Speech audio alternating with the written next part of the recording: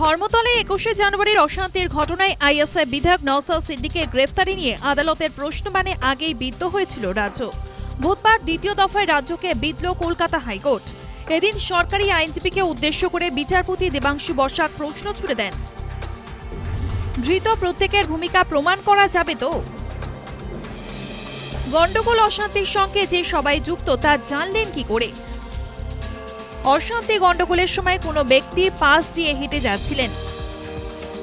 ওই জানুয়ারি নওশাদের ধর্মতলা সভায় ভাষণের প্রসঙ্গ টানেন। রাজ্যের অভিযোগ, ওই দিনের সবাই উস্কানিমূলক ভাষণ দিয়েছিলেন ভাঙড়ের আইএসএফ বিধায়ক। এই অবস্থায় কলকাতা হাইকোর্টের বিচারপতি দেবাংশু বসাক ল্যাপটপে নওশাদ সিদ্দিকীর ওই দিনের ভাষণ শোনেন। পরে প্রশ্ন তোলেন, পুলিশকে মারতে বলা হচ্ছে, সেই প্রমাণ কোথায়? জবাবে রাজ্যের কৌশলী দাবি করেন, সাক্ষীরা বলেছেন।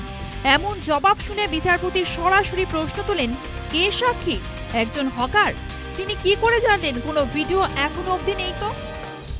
এই অবস্থায় রাজ্যের আইনজীবী আদালতে জানান, ২১শে জানুয়ারির ঘটনার ভিডিও ফরেনসিক পরীক্ষার জন্য পাঠানো হয়েছে। সিসিটিভি ফুটেজ ফরেনসিক পরীক্ষার জন্য পাঠানো হয়েছে। একাধিক সাক্ষীর জবানবন্দি নেওয়া হয়েছে। তারা জানিয়েছে, নওশাদ পুলিশকে আক্রমণের নির্দেশ দিয়েছিলেন। সরকারি আইনজীবীর মুখে এমন সওয়াল শুনে নওশাদ সিদ্দিকের আইনজীবী দাবি করেন, এই ধরনের আক্রমণের কোনো নির্দেশ দেওয়া হয়নি। একাধিক জায়গায় আইএসএফ কর্মীদের বাধা দিয়েছে তৃণমূল কর্মীরা।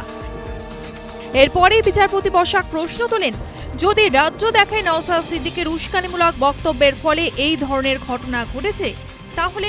জবাবে নওশাদের আইনজীবী দাবি করেন, এই ধরনের কোনো প্রমাণ পুলিশ দেখাতে পারবে না। পুলিশ প্রশাসনের উপর কোনো ভরসা নেই। পুলিশকে মারতে বলার কোনো প্রমাণ নেই।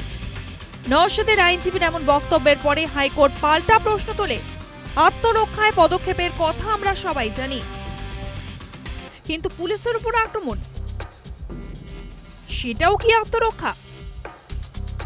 বৃহস্পতিবার মামলার পরবর্তী শুনানি। News time.